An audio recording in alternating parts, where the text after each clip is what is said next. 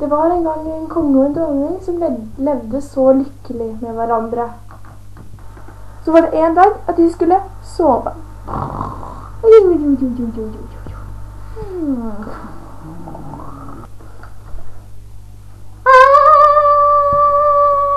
Hva er det, min konge? Min kjære er borte, min dronning. Å nei, jeg tror jeg vet hvem det er. Kom! Ha!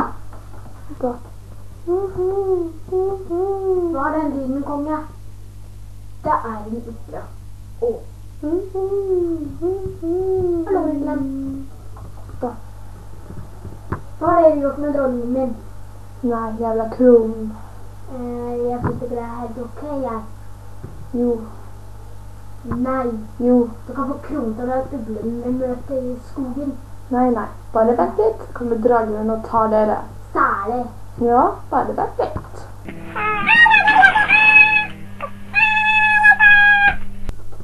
Hør her, vi overgir oss for alt mulig.